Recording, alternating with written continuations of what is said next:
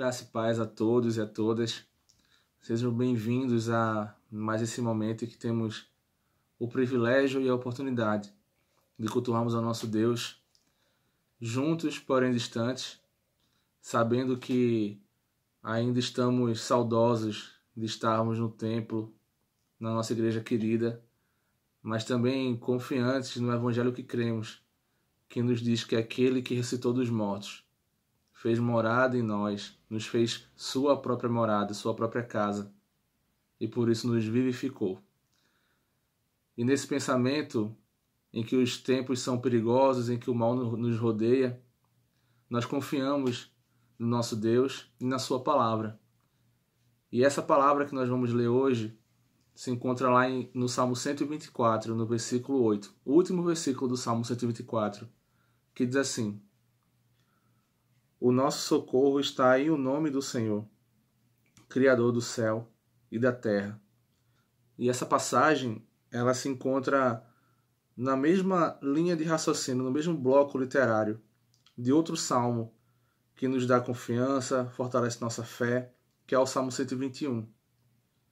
Salmo 121, os versículos 1, 2 e 3 dizem assim: Eleva os olhos para os montes, de onde me virá o socorro? O meu socorro vem do Senhor, que fez o céu e a terra.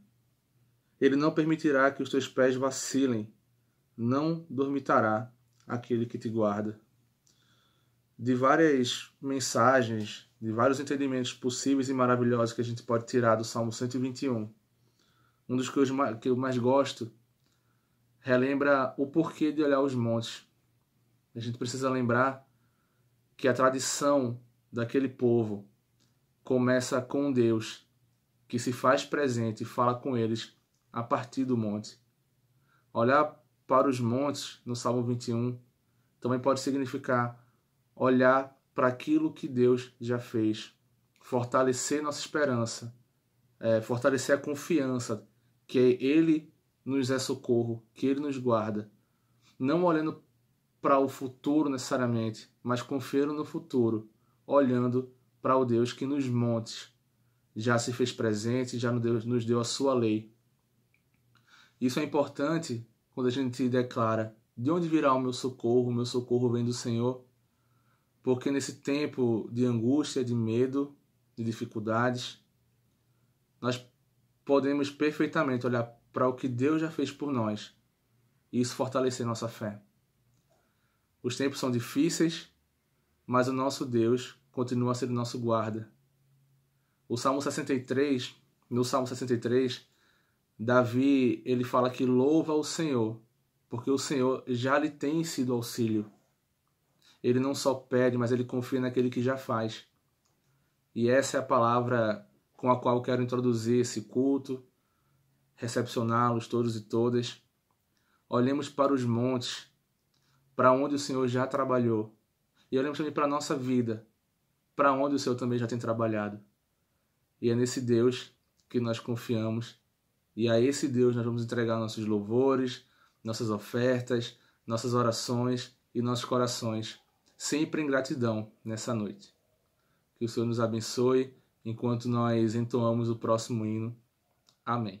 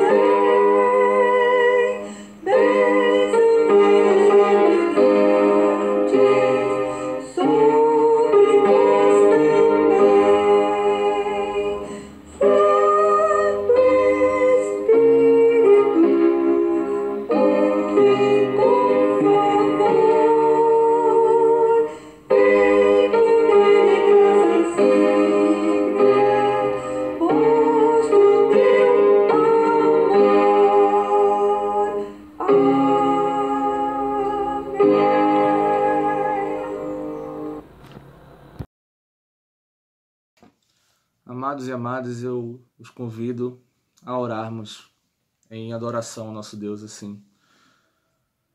Pai amado, Tu que estás elevado no alto dos céus, sobre todas as coisas, quiseste e vieste habitar conosco, Pai. Não só se fazendo carne, como um de nós, mas também habitando em nossos corações. Pai, nós olhamos para os montes, mas também olhamos para a nossa própria vida, porque a nossa vida, a nossa caminhada, mostra a Tua presença. Se olharmos para tudo que o Senhor fez por nós, só temos motivos de gratidão. Exaltado seja o Teu nome, adorado seja o Teu nome, não só nessa noite, mas para sempre, Senhor. Porque o Senhor é de onde nós temos vida. Pai, o Senhor é a nossa própria vida. Que o Senhor se agrade daquilo que a gente tem feito, que nós tenhamos sempre como foco Te agradar e se parecer mais contigo com a Tua palavra. Obrigado, Senhor, por mais essa oportunidade de culto. Abençoa a todos e a todas, todos os lares nessa noite e recebe a nossa oração em nome de Jesus. Amém. Para esse momento de confissão, eu quero convidá-los e convidá-las à leitura de Romanos, capítulo 12. Texto bastante conhecido, a gente já conversou muito sobre ele. Romanos 12, os versículos 1 e 2, dizem assim: Rogo-vos, pois, irmãos, pelas misericórdias de Deus, que apresenteis o vosso corpo para sacrifício vivo, santo e agradável a Deus, que é vosso culto racional.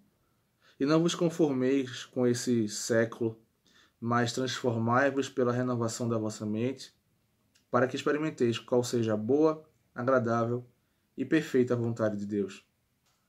Não vos conformeis com esse século, mas transformai-vos pela renovação da vossa mente. Não tomem a forma desse mundo, não se amoldem pelos valores desse mundo. E na sequência do capítulo, o apóstolo Paulo, ele fala para que nós compartilhemos nossas dificuldades, nos exortemos em amor, caminhemos lado a lado. Só que tudo isso não é um mero mandamento de como agir. Isso é uma consequência do começo do capítulo. Que essa transformação parta de dentro para fora. Daquele espírito que habita em vocês. Que o culto que façamos não seja só de ações, mas que seja racional também. Uma mudança de dentro para fora. Que mudemos nossas perspectivas, nossos olhares. Eu quero convidá-los e convidá-las a essa oração de confissão, não só para que a gente passe a fazer coisas que entendemos que agrada a Deus, mas que o Senhor transforme a nossa mente e que prestemos a Ele um culto racional com as nossas vidas. Que não sejamos amoldados por esse mundo, mas que sejamos aqueles que o mundo vê e enxerga o próprio Senhor. Oremos em humildade, colocando diante de Deus nossa vida, o nosso arrependimento. Façamos nossa oração de confissão. Senhor, te pedimos que tenha como o Senhor tem, mais uma vez, misericórdia de nós, Senhor. Confiamos na Tua misericórdia, porque ela sempre é renovada. Pai, que o mundo veja a santa igreja do Senhor, que corre não pelos valores do mundo, mas pelos valores do reino, que busca as coisas do alto. E todas as coisas boas, as ações boas, virão de consequência a isso. Perdoa, Pai, nossos pecados, nossas ambições ruins, nossos olhares maledicentes. Perdoa quando queremos as coisas da terra e não as coisas do alto. E que assim, Senhor, olhemos também para o nosso irmão, para a nossa irmã que está ao nosso lado. Que sejamos sensíveis às suas dificuldades. Porque também a Tua palavra fala em Romanos 12 que choremos com os que choram e nos alegremos com os que se alegram.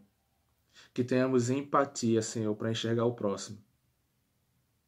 Pai, transforma o nosso coração conforme o Teu Espírito Santo nos conduzir. E te agradecemos pelo Teu perdão, em nome de Jesus. Amém. Um pouco antes, no capítulo 8 de Romanos, o versículo 11 diz assim: Se habita em vós o Espírito daquele que ressuscitou a Jesus dentre os mortos, esse mesmo que ressuscitou a Cristo Jesus dentre os mortos, vivificará também o vosso corpo mortal, pelo meio do seu Espírito que em vós habita. Nós somos vivificados por aquele que é o autor da vida, e assim nos confirma a palavra do Senhor. Que caminhemos conforme essa palavra e que o Senhor nos abençoe. Amém. Graça e paz, igreja, amém? Hoje eu quero compartilhar com vocês Efésios 1, 17, em que Paulo diz a respeito de Éfeso: peço que Deus, o Pai glorioso de nosso Senhor Jesus Cristo, lhes dê sabedoria espiritual e entendimento para que cresçam no conhecimento dele. Oro para que seu coração seja iluminado, a fim de que compreendam a esperança concedida àqueles que ele chamou e a rica e gloriosa herança que lhe deu a seu povo santo. Também oro para que entendam a grandeza insuperável do poder de Deus para conosco, os que cremos. É o mesmo poder grandioso. Então, nesse momento de adoração, eu quero convidar vocês para que façam o pedido a Deus para que os seus olhos do coração realmente possam ser abertos e iluminados por Ele, para que vocês também possam entender e compreender o tamanho do amor dele por nós, para que nós possamos realmente descansar nele. Amém? Então vamos cantar a música Abra os Olhos do Meu Coração.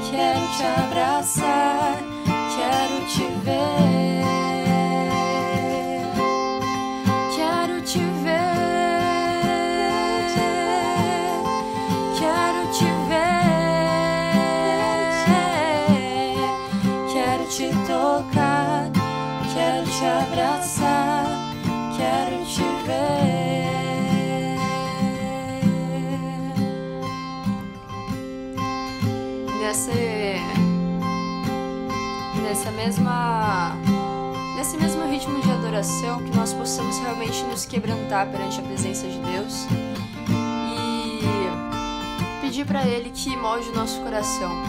Por isso convido vocês a cantar junto comigo sobre ser um vaso novo na presença de Deus. Amém?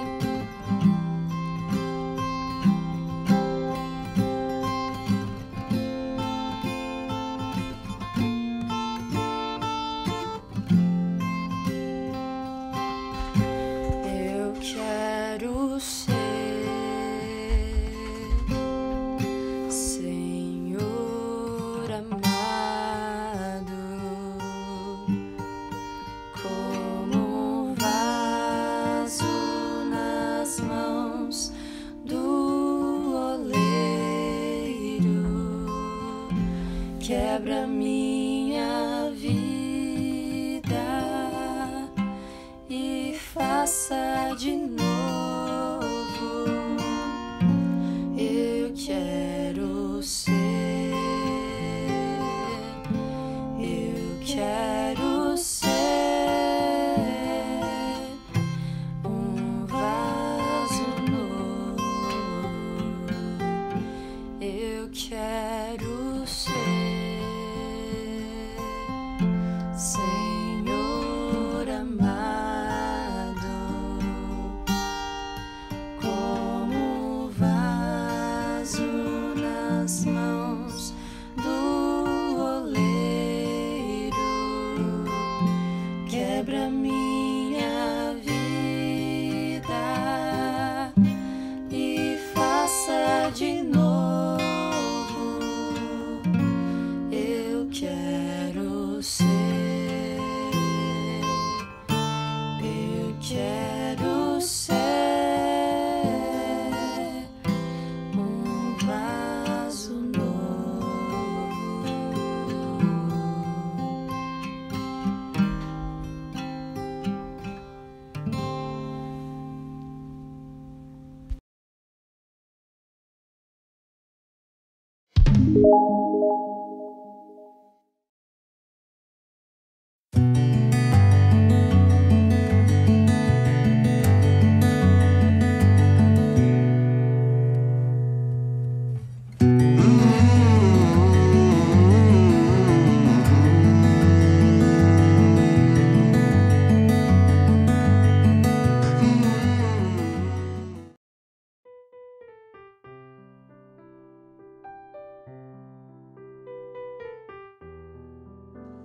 Irmãos e irmãs, a minha saudação a todos e todas, desejando que a graça, que a paz e o amor de Jesus esteja em cada coração, esteja também em cada lar que está neste momento representado.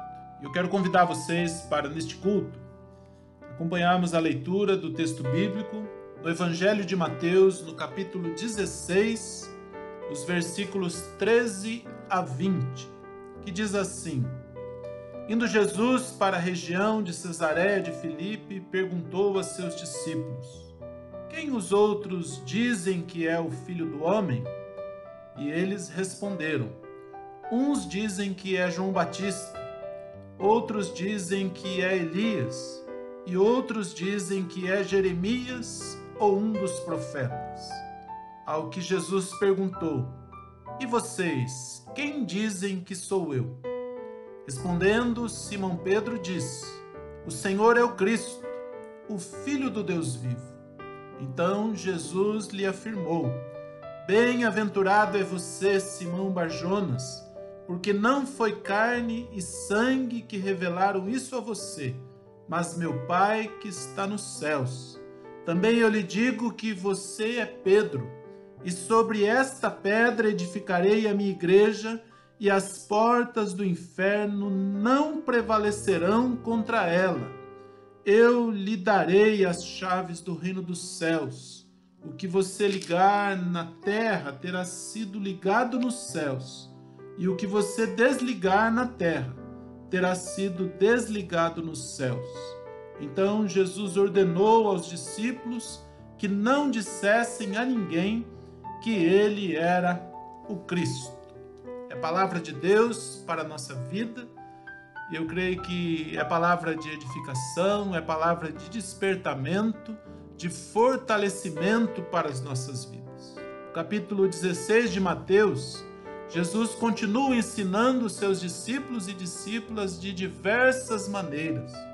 Logo após as parábolas do reino, no capítulo 13, a experiência da morte de João Batista por Herodes, a realização de vários milagres, a contestação por Jesus do critério de pureza da tradição dos anciãos, a experiência com a mulher cananeia que pediu socorro a Jesus para sua filha e demonstrou uma fé muito grande.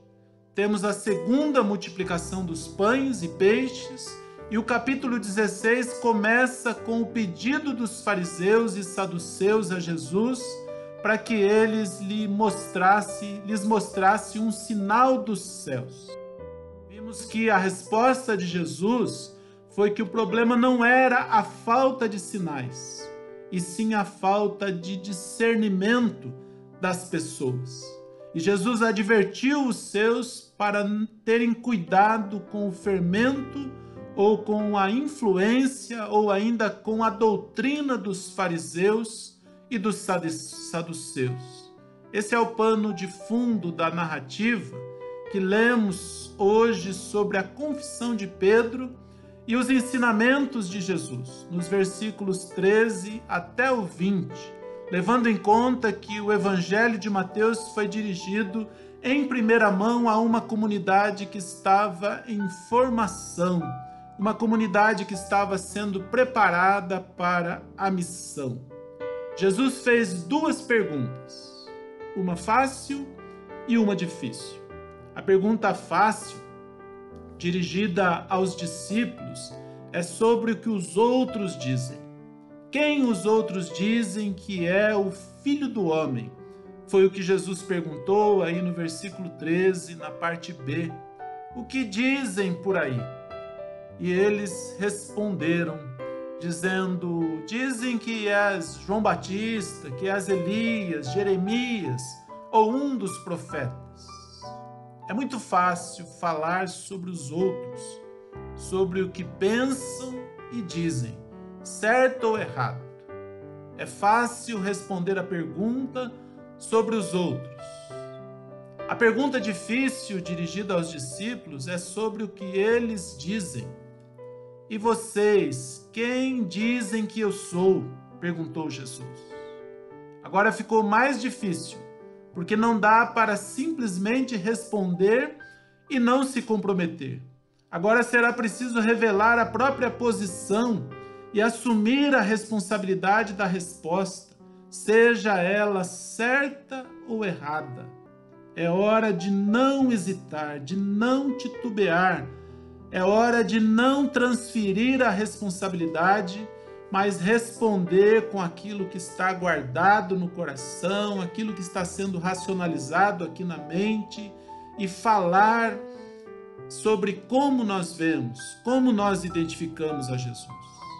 A resposta de Pedro, como que representando os demais discípulos e discípulas, foi: o Senhor é o Cristo, o Filho do Deus vivo. Está aí no versículo 16, na parte B. Esta deve ser a profissão de fé de todos os cristãos e cristãs. Aliás, mesmo que a pergunta não esteja sendo feita, a forma de viver de cada discípulo e discípula de Jesus deve apontar para essa identidade, para essa confissão, demonstrar por atos e palavras que reconhecemos Jesus como Cristo de Deus, o Filho do Deus vivo. Significa dizer que Ele é aquele que foi prometido, Ele é o Salvador que foi esperado e que foi enviado a esse mundo. A nossa tarefa deve ser essa, dar esse testemunho, e essa deve ser a razão da nossa vida enquanto estivermos aqui neste mundo. Na narrativa segue-se um diálogo de Jesus com Pedro. Essa é uma exclusividade aqui do Evangelho de Mateus. Nesse diálogo, Jesus ressalta a bem-aventurança de Pedro. Ou seja, Pedro é feliz, ele foi feliz na resposta, ele é feliz por causa daquela resposta e por ter feito tal afirmação. e ressaltando, Jesus, né, ressaltando para Pedro que aquela revelação não procedia da carne e nem do sangue, ou seja, não era da sua condição humana, mas se tratava de uma revelação dada pelo Pai que está nos céus. E a declaração de Jesus para Pedro foi: também eu lhe digo que você é Pedro, e sobre esta pedra edificarei a minha igreja, e as portas do inferno não prevalecerão contra ela. Eu lhes darei as chaves do reino dos céus. O que você ligar na terra terá sido ligado nos céus, e o que você desligar na terra terá sido desligado nos céus. Isso está no versículo 18 e no 19. A pedra sobre a qual a igreja de Jesus é edificada, segundo interpretou John Wesley, é a fé que Pedro acabou de professar. Isso está nas notas de John Wesley sobre o Novo Testamento. E todo cristão, toda cristã, juntamente com Pedro, ao professar e pregar a fé, estarão abrindo as portas do reino dos céus.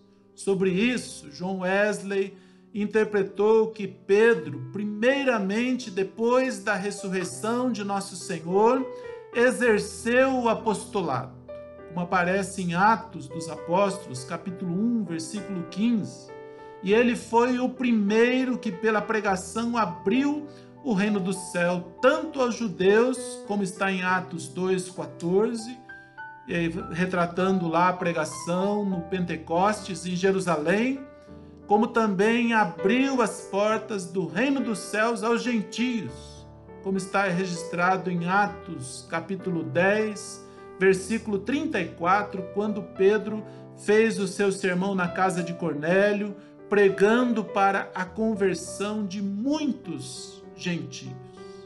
Irmãos e irmãs, que além de sabermos o que os outros estão falando sobre Jesus, muito além disso, tenhamos a nossa própria resposta com uma firme profissão de fé, confessando-o como o Cristo, o Filho do Deus vivo.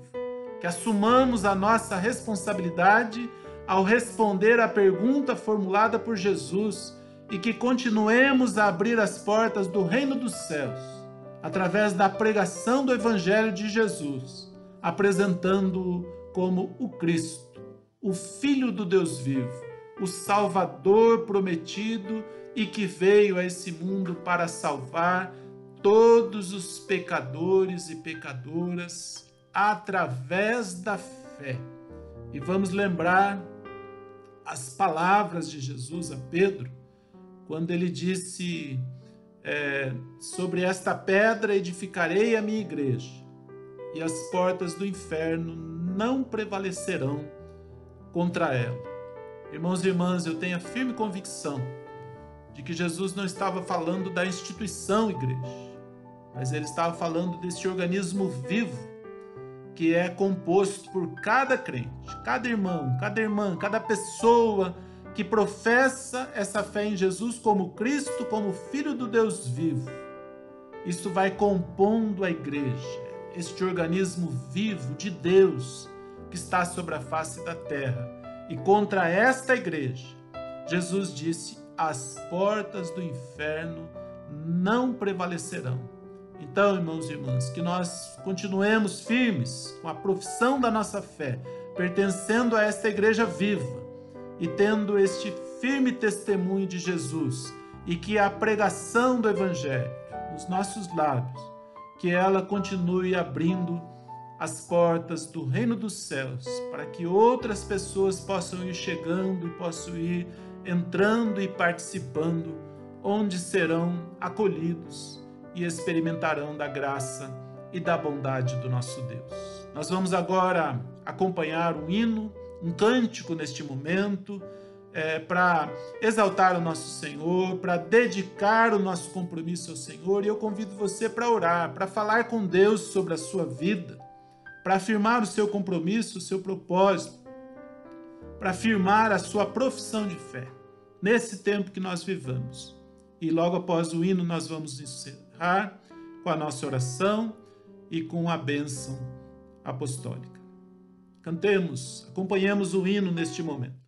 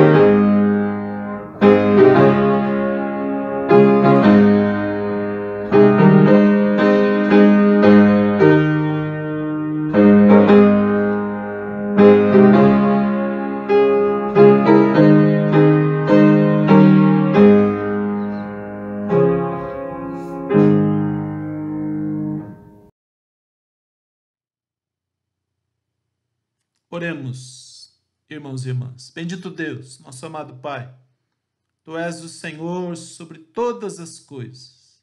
Tu és o nosso Deus. Nós agradecemos, Senhor, por este testemunho tão precioso que foi dado, por esta afirmação de fé que nos inspira, que nos orienta.